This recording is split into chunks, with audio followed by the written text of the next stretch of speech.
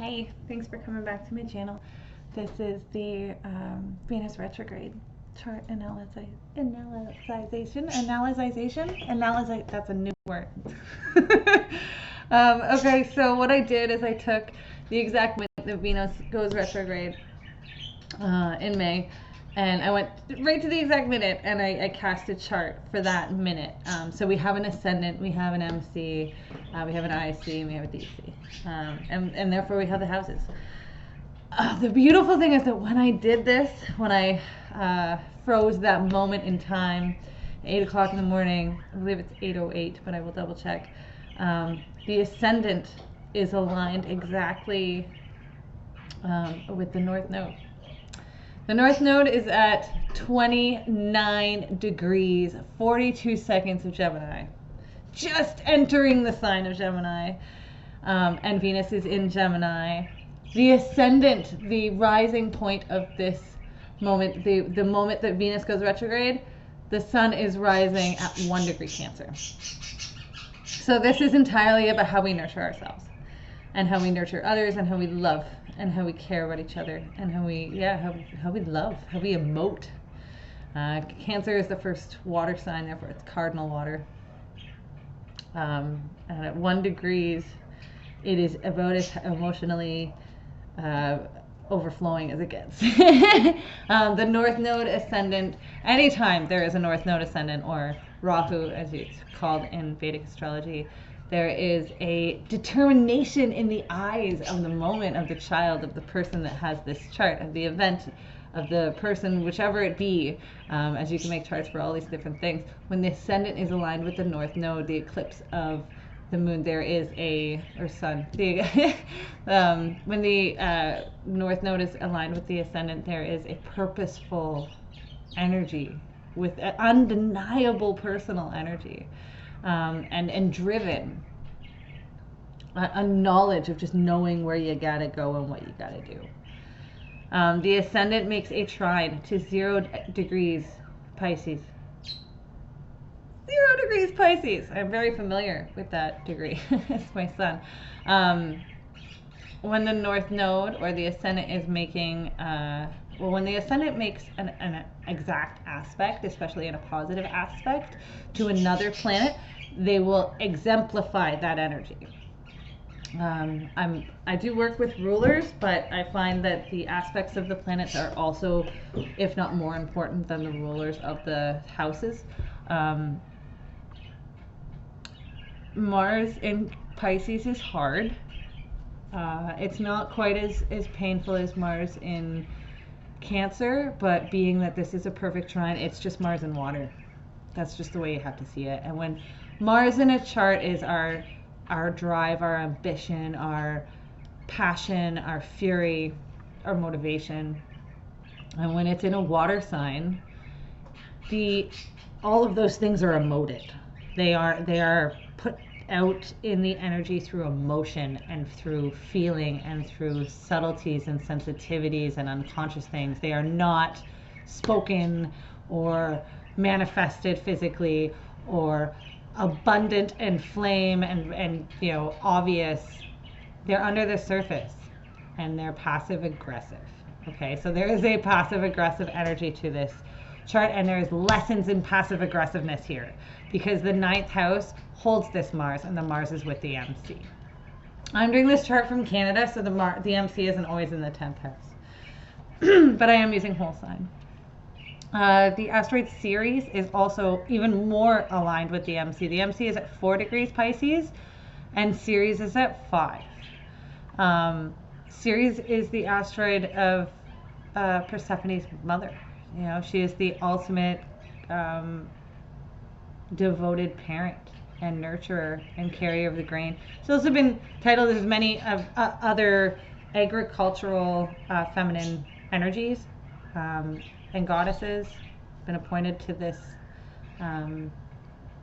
archetype, but the Greek mythology has it as Persephone's mother, who wandered and wandered and wandered when her daughter was kidnapped by Hades and brought down to the gates of hell to be his wife. She mourned her daughter and she chased all over the world for her, and She's a pretty tormented woman to begin with. But Ceres is our inner nurturer, whether that be for nurturing ourselves or the way that we are nurtured, which is one and the same, really. It is aligned with the MC in Pisces. So this really is about accepting and appreciating and believing and surrendering to nurturing. That's what this is. It's not about a directive or an ego. It's about love, the fullest form of it. The ascendant only has that one aspect, but Mars is directly aspecting the South Node, obviously, as well, in a positive energy to 29 degrees Sagittarius. 29 degrees Sagittarius is a whole hoopla of turning energy. This is when, and the South Node is moving into Sagittarius backwards, which is the way that it rolls. It's moving into it forwards. It's just leaving Capricorn and moving into Sagittarius. So it's just getting used to the Sagittarius energy. And for this chart, Sagittarius is in the 6th house, and Gemini, where Venus is retrograding, is in the 12th. So the South Node is actually in the 6th house at 29 degrees Sag. That's going to accumulate to a transference of philosophies when it comes to mundane daily life and tasks and health, and how we see the big picture of all of those things. When Sagittarius is in the 6th house, there's a grand idea of little things. Big, big, big picture, all of the details. With the South Node there may be some fiery fury coming up when details are not, T's are not crossed and I's are not dotted. Venus herself has a very strong square to the part of fortune, which is conjunct Neptune. Now, I mentioned the part of fortune first because it's very important.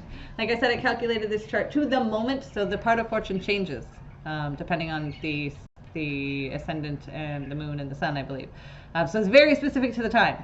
Part of fortune is a lucky spot in your chart where when aspected with different transits or when aspecting different planets, it can be activated to create a kind of like a portal into, or a jump start.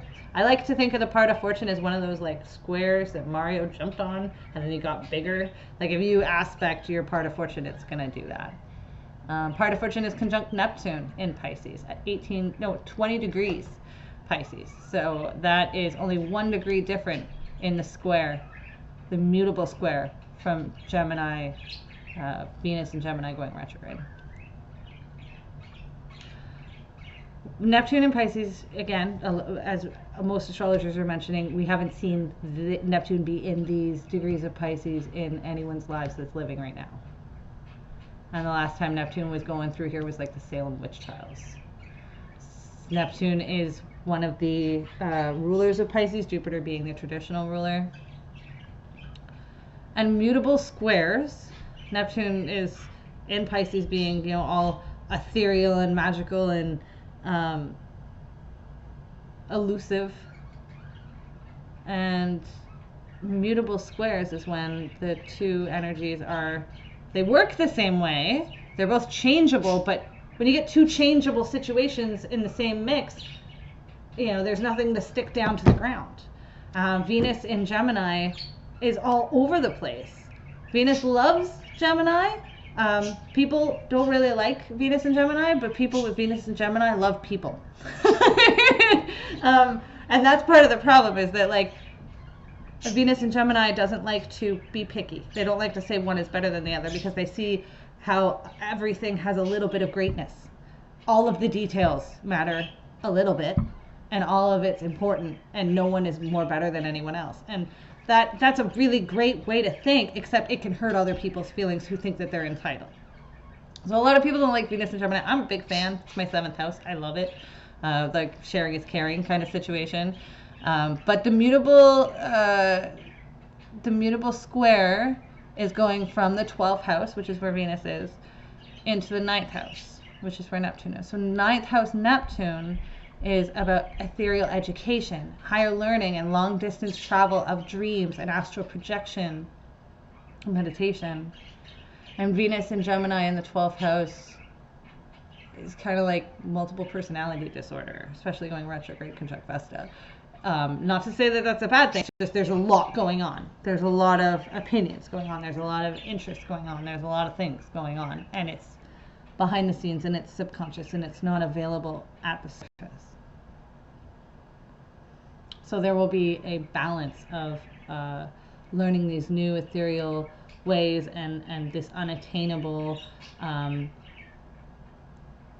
growth that we all feel with this caged and isolated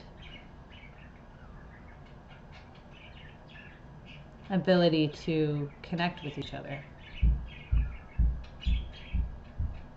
Mercury is also in Gemini for this retrograde, and there are positive and negative trines to Mercury. Mercury is how we perceive things, and Mercury is very comfortable in Gemini because Mercury rules Gemini. And the 12th house, that's just Mercury and Gemini in the 12th house is a big-brained person, but it's all the subconscious. We're not going to come out and talk about how great they are. They're definitely more reserved about their intellect and sometimes subconscious about it. Now, Mercury is going direct, which is wonderful. It's making a hard aspect to Mars. So, again, the drive that's emotional and sensitive and subconscious and ethereal, and the passion and the aggression that feels under the surface is really coming out through the way that we perceive things. And it's really affecting the perception of things. So the anger of not being able to maybe travel or do things that would normally have Mars in the 9th house is a wonderful educational student. That's a fabulous student, especially in Pisces.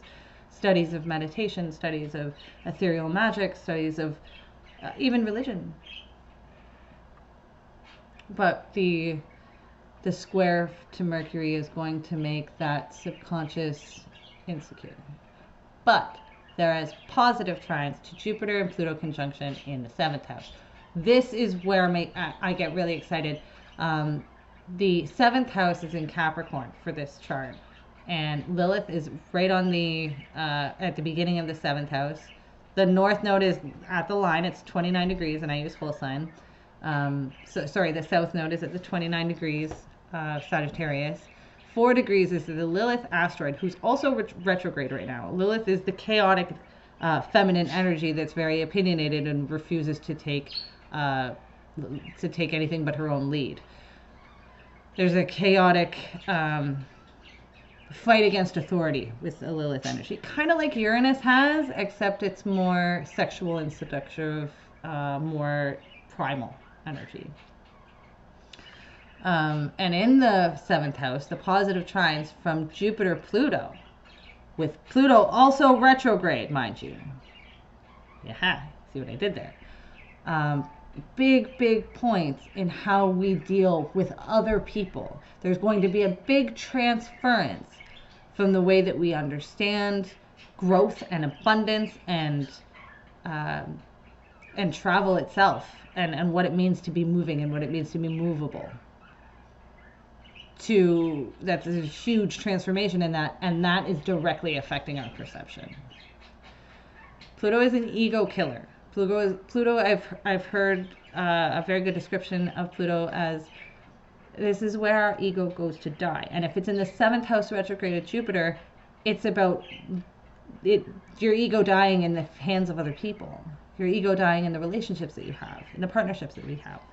And with Jupiter conjunct, it's a big deal. And it's everybody. It's joyous and it's bounceable and it's, it has positive aspects. But Jupiter, Pluto, if Pluto is a bomb, Jupiter, Pluto is an atomic bomb to the ego. So, yeah. Those two aren't alone. The 8th house is absolutely intense. The 8th house is Aquarius. Also making those trines to the ascendant, and Mercury is Saturn and Pallas conjuncting. 0 and 1 degrees Aquarius in the 8th house. Saturn in the 8th house, again, is super spiritual, super... I like to think, when I think Saturn in the 8th house, I kind of think of the... what is the card? Number 5 card in tarot. The Pope card. The... I can never pronounce it properly. The jumble words. Number 5 card in tarot is about traditional values and religion and traditions, about upholding traditions. And when I see Saturn and Pallas together, especially in the 8th house, I immediately think like a Pope type energy. Like there's going to be a lot of cults. There's going to be a lot of people deciding that their individual way of believing things, whether it be conspiracy theories or religion or spirituality or their own, concoctions of truth, the news media, whatever it is, these things are going to take light. And I say that even more so because the moon is also in Aquarius in the 8th house here. So the emotional center and the emotional reaction of this Venus retrograde for everyone will have a lot to do with our religious beliefs and our beliefs about other people's money, our beliefs about sex, our beliefs about death, and our beliefs about transformation.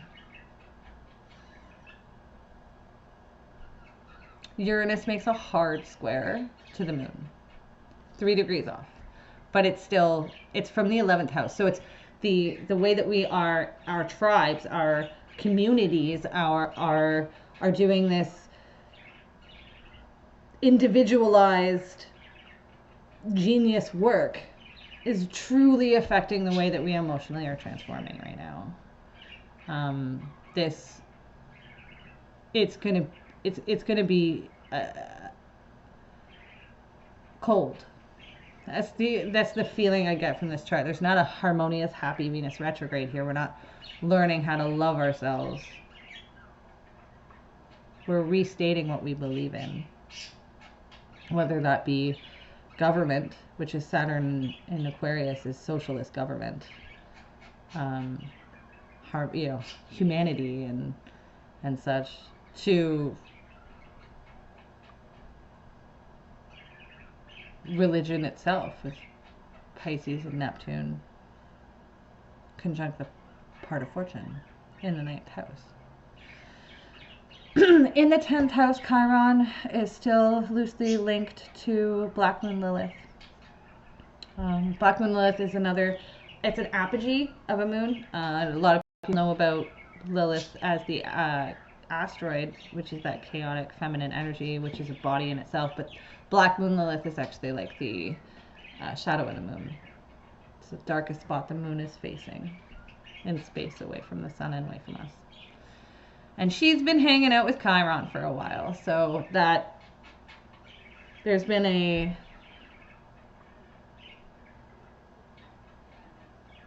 for this chart, the legacy of this Venus retrograde will have to do with the way that we are emotionally turning off so that we can purposefully step into ourselves, into caring for ourselves, into caring in a different way, into emoting into a different way.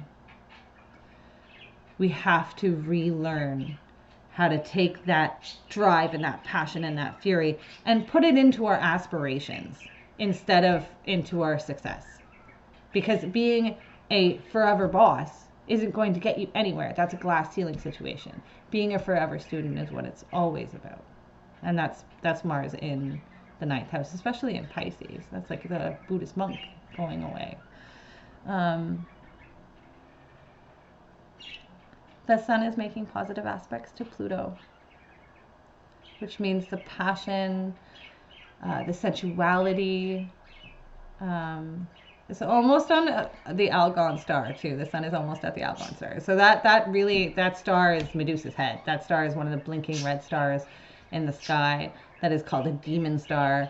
And Pluto, who's with Jupiter, is making positive aspects by 1 degree in a Earth trine from Capricorn to Taurus. There is a very positive manifestation that can be built on a solid foundation. We can build a solid foundation with this detachment that we're being offered in this Venus retrograde. This isn't about finding passion or finding out what you like or finding out your aesthetic. When Venus, as she is in this retrograde, is conjunct Vesta, we're really looking at what we pray to, what we honor, what we sacrifice for, who we listen to. The sun is in the 11th house, again, truly speaking about tribe and the Aquarian nature of humanity. And Juno is sitting in the 4th house in Libra. Blessing our roots, blessing our home in a harmonious, artistic fashion. Okay, so that's been my take on the Venus retrograde 2020. I hope it was good for you. My name is Astroberry, and I hope to hear from you soon.